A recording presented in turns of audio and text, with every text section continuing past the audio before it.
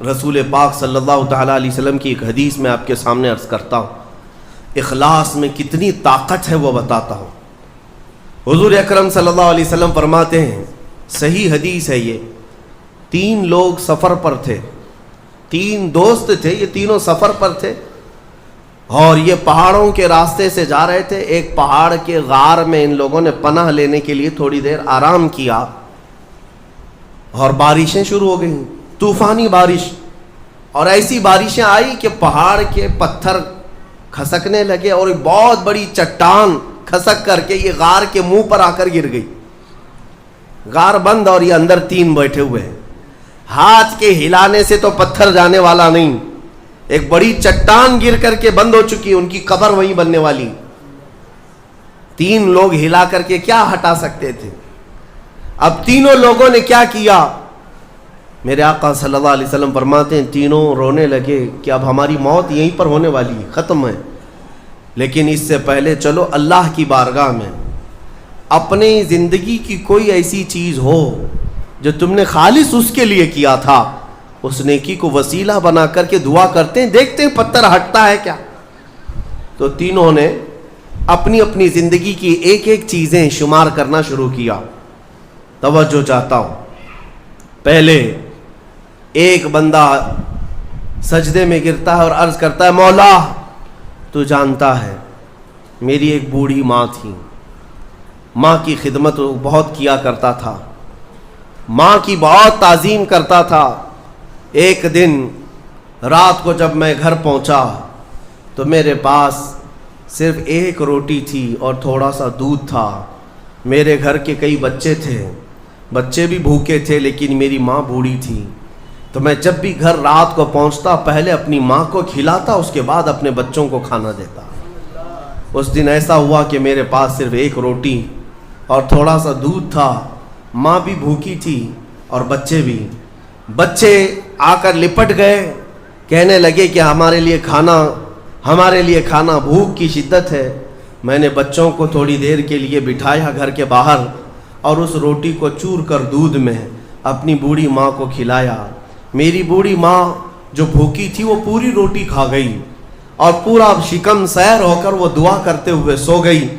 اس رات کو میں بھی بھوکا رہا، میرے بچے بھی بھوکے رہے، ہمارے گھر میں اس کے علاوہ کوئی کھانا نہیں تھا. اے رب ذوالجلال، میں نے اپنی ماں کے ساتھ یہ جو حسن سلوک کیا خالص تجھے راضی کرنے کے لیے، خالص تجھے راضی کرنے کے لیے.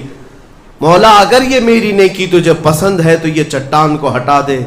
وہ دعا کر رہا تھا، چٹان تھوڑی کھسک گئی، اپنے آپ کھسک گئی، لیکن اتنی نہیں کہ وہ نکل سکیں. دوسرا جو ساتھی تھا وہ سجدے میں گرا اور وہ دعا کرنے لگا. یہ پوری حدیث پاک موجود ہے جس کو میرے آقا نے بیان کیا. میرے عزیز و زندگی میں کوئی ایسی چیز ہو جو اللہ کے لیے کیا ہو، پھر دیکھنا زندگی کی مصیبتیں آئیں، اسی نیکی کو تم اللہ کی بارگاہ میں رکھ سکتے ہو. دوسرا سجدے میں گرتا اور کہتا ہے، مولا تو بہتر جانتا ہے میں اپنی چچیری بہن کا عاشق ہو گیا تھا. اس کی چچیری بہن تھی، چاچا کی بیٹی، عاشق ہو گیا اور ہم دونوں میں معاشقہ چلنے لگا، ایک دوسرے سے محبت کرنے لگے. ایک دن ایسا آیا کہ ہمارے گھر والے اور اس کے گھر والے سب باہر چلے گئے، ہم دونوں تنہا رہ گئے اور ہم دونوں ایک کمرے کے اندر آئے. ہم دونوں نے گناہ کرنے کا ارادہ کر لیا. شادی تو نہیں ہوئی تھی، نکاح بھی نہیں ہوا تھا، دونوں کھڑے ہوئے، گناہ کرنے کا ارادہ ہی تھا کہ ہم دونوں کو اچانک خیال آیا میرا رب دیکھ رہا ہے. ہم کپڑے اتارے اس کے سامنے جو ہمارے دلوں کے حالات بھی جانتا ہے. تو وہ میری چچیری بہن وہ بھی رونے لگی، میں بھی رونے لگا اور ہم ایک دوسرے کو ہاتھ نہیں لگائے. مولا اس زنا سے اور اس بدکاری سے اگر میں بچا تھا تو میرے رشتہ داروں سے ڈر کر نہیں، خالص تیری رضا کے لیے کہ مولا کریم کے اس سلطنت کو میں اپنے گناہوں سے پامال نہیں کروں گا. تو جب یہ وہ کہنے لگا اور عرض کیا، مولا اگر میں وہ رات گناہ سے بچاؤں، تیری بارگاہ میں میرا وہ بچنا پسند ہے تو اس چٹان کو تو ہٹا دے. حدیث پاک میں چٹان اور کھسک گئی. تیسرا شخص تھا وہ سجدے میں گرا اور کہنے لگا اے رب ذوالجلال تو بہتر جانتا ہے میں ایک زمین اور جائیداد کا مالک تھا، میرے پاس کئی مزدور کام کیا کرتے تھے، اور ایک مرتبہ ایسا ہوا کہ میں مہینہ ختم ہوتے ہی سارے مزدوروں کو ان کی تنخواہ دے دیا کرتا۔ ایک مزدور ایسا ہے جو اپنی تنخواہ لیے بغیر چلا گیا، ایک مزدور تنخواہ لیے بغیر چلا گیا، اور اس کی تنخواہ میں نے سنبھال کر رکھی اور اس سے ایک بکری خرید لیا۔ میاں لوگ تو کسی کی سیلری ہو دبا کر کے کھا جائیں گے، اور یہ حدیث پاک میں جس کے لیے کہا جا رہا ہے وہ بندہ کہتا ہے میں اس کی پوری تنخواہ سے ایک بکری خرید لیا، بکری کو پالنے لگا، وہ مزدور آیا نہیں، وہ مزدور چلا گیا، مہینوں چلا گیا، بکری کو میں پالتا رہا، بکری نے بچے دی، بچوں کے بچے ہوئے، بچوں کے بچے ہوئے۔ اے رب ذوالجلال تو نے اتنی برکت دی کہ اس ایک بکری سے ایک پورا میدان کئی ہزار بکریاں بھر گئی، کئی ہزار بکریاں کئی سالوں کے اندر۔ وہ ان بکریوں میں نہ کسی کو بیچتا تھا نہ کسی کو ذبح کرتا تھا، سب بکریاں رکھا۔ کئی سالوں کے بعد اچانک وہ مزدور واپس آیا اور اس نے آ کر مجھ سے کہا کہ مالک میں آپ کے ہاں خدمت کرتا تھا، آپ کو یاد ہے کچھ سالوں پہلے میں نے اپنی تنخواہ چھوڑ دی تھی، ایک مہینے کی تنخواہ نہیں لیا تھا۔ تو میں نے اس سے کہا کہ ہاں مجھے اچھی طرح سے یاد ہے، اور اس کا ہاتھ پکڑ کر کے ان بکریوں کے ریوڑ کے پاس لے گیا اور کہا یہ تیری تنخواہ ہے، یہ پوری تیری تنخواہ ہے۔ اس نے کہا میرے ساتھ کیا مذاق کر رہے ہو مالک، میری تنخواہ اتنی ہے کہ اس زمانے میں ایک بکری بھی نہیں آ سکتی۔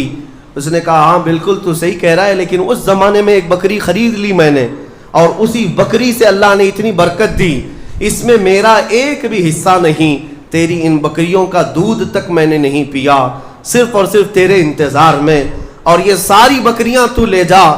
اور وہ مزدور خوشی خوشی اپنے پورے ریوڑ کو، آج کے زمانے کے وہ کئی لاکھوں کی بکریاں ہوں گی، وہ مزدور لے گیا۔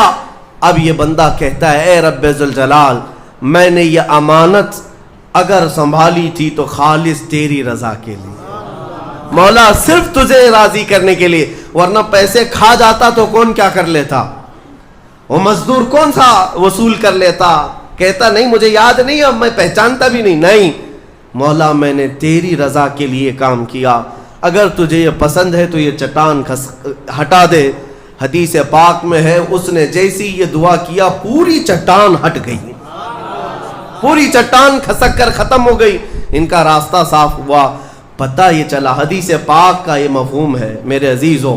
میں اب آپ کے سامنے عرض کرتا ہوں، ایسی بڑی بڑی چٹانیں آج بھی ہم پر گر رہی ہیں، مصیبتوں کی چٹانیں، ظلم کی چٹانیں، لوگوں کے تان و تشنی اور لوگوں کی گالی گلوچ کی چٹانیں۔ ان چٹانوں کو کھسکانے کے لیے تمہارے پاس اخلاص والی کوئی نیکی موجود ہے؟